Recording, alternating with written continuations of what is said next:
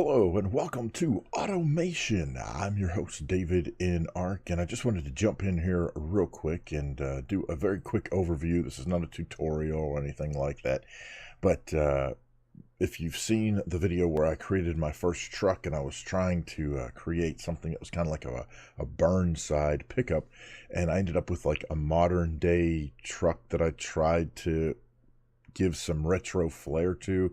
It wasn't really what I was looking for, but I did figure out what my problem was. So if I come in here and I pick a new model, then once the system loads up, you're given all these different choices. But this is by the family view. So if you scroll down, there's like 1980 vehicles, here's 75. So I scrolled down, I'm like, okay, well, surely there's got to be 55s. Well, there are 55s, but you see, these are like vans. And I'm like, okay, well, that's not really what I want. So if I click on the variant view, then what I can do is when I scroll down through here, and I don't know what happened to my scroller, but anyway, if I scroll down through far enough, oh, here we go.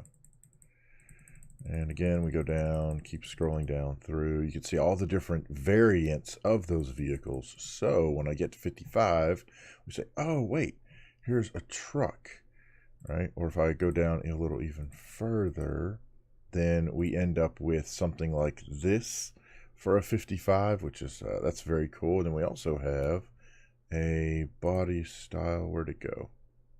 If I go to body type, and what's really cool about this is that I could go to, like, here's utility. And so if I right click on utility, it only shows me those. There we go. That's a 45, 49. Oh, here, this is the one I found before. This 55, 79, 9.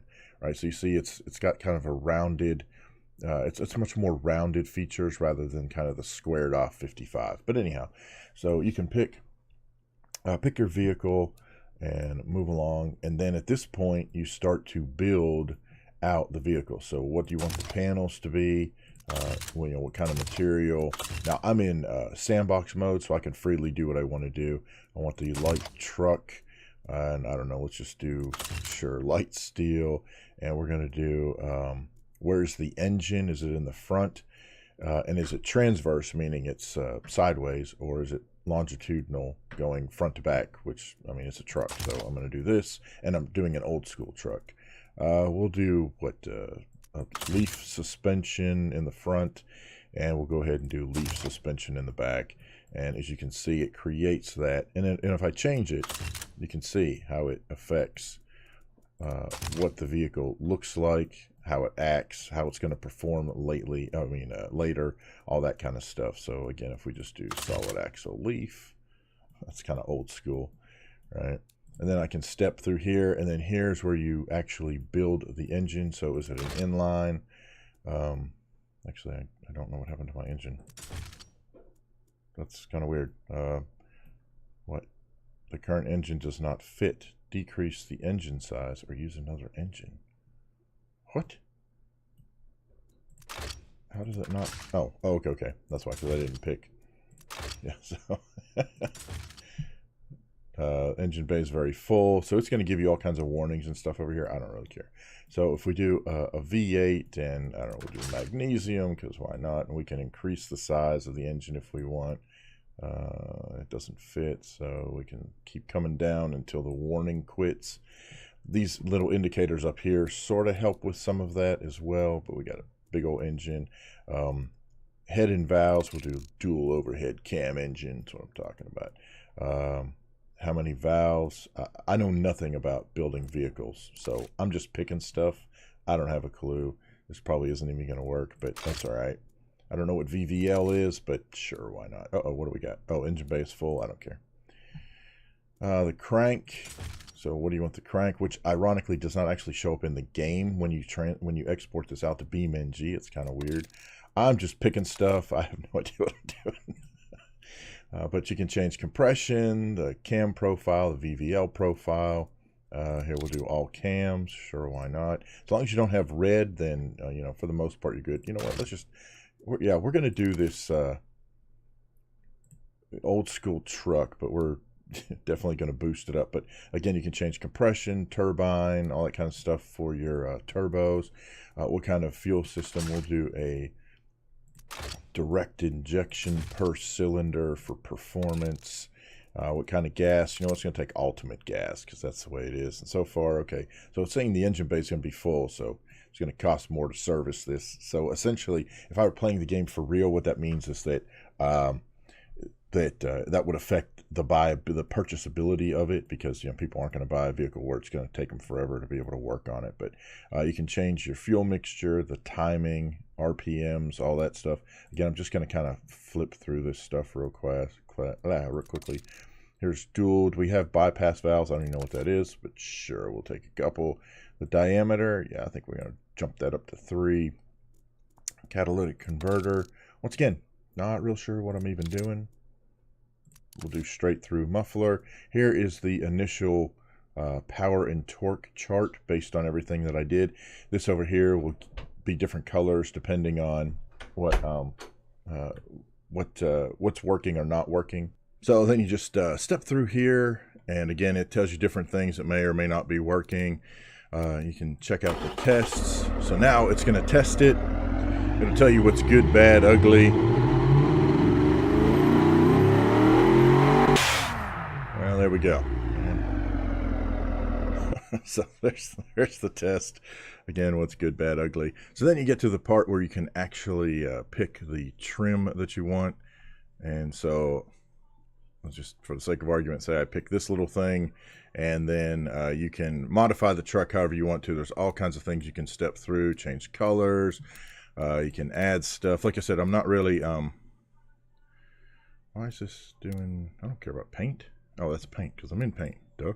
But anyway, you can pick your mirrors, you can add license plates, all kinds of stuff. So again, I'm not really doing a tutorial. I was just kind of stepping through and mainly wanted to show from the selection side how you pick a particular vehicle that you want to work on. And I missed that the very first time I went through. So anyhow, once you do all of that and you get to the end, in fact, what I'll do is, let me get out of that. So what you do is you get to the end and you save your vehicle, and let me scope here to revise this one.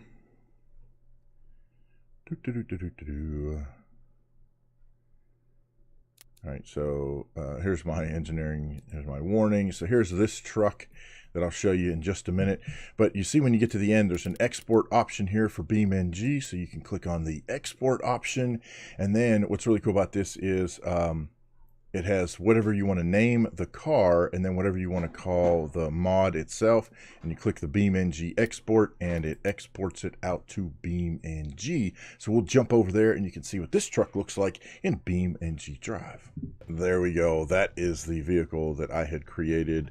And I was playing around with paint, so I ended up with this weird, like, yellow color. So let's fix that real quick, shall we? Make it, we'll make it red. Sure, why not? Now, the other thing about this is under parts, you see you can do anti-lock brakes, you can do stability control, whether it has a fuel tank. Notice that the automation exported engine is the engine type, whether it's got the engine or not, and then also with the transmission, and then of course, you know, front suspension, and it only gives you the stuff that came out of automation. So I'm assuming at some point you'll be able to actually add options for the different vehicles that are exported out. Both of these, as I mentioned in the previous video, very early access, lots of stuff to be worked out.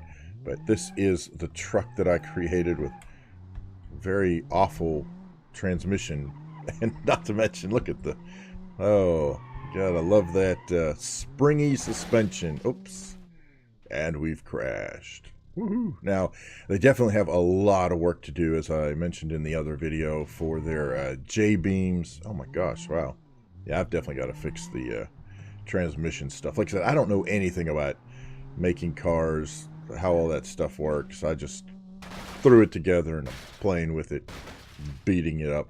Now, I'm just going to get on my little soapbox here for just a moment and say, you know, one of the biggest complaints that the people at BeamNG have, and other BeamNG players and modders have about downloading Russian mods is that the J-beams are all, you know, messed up and they're not accurate and what have you. Yeah, that's pretty much what you have right here. This looks very much like what would happen with a Russian mod. And again, I know they're working on it, they'll get it squared away, but this, as far as I'm concerned, this right here, the way that the J-beam exports work between automation and BeamNG negates any complaint that frankly anybody should have about the quality of Russian mods, because that's exactly what you've got right here coming out of automation. Again, I'm sure they'll work on it, things will get better, but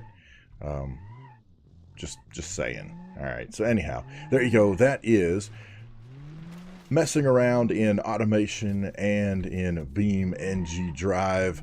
It's still very, very cool, the fact that you can create your own vehicle in automation, export it out. So I have a feeling that the forums and the repository is going to be filled with vehicles that people are creating in automation and exporting out to BeamNG. So awesome stuff. There you go. Got any questions, problems, suggestions, horror stories? Feel free to leave those down in the comment section below. And thank you guys so much for watching. We'll see you next time on BeamNG Drive. Wahoo!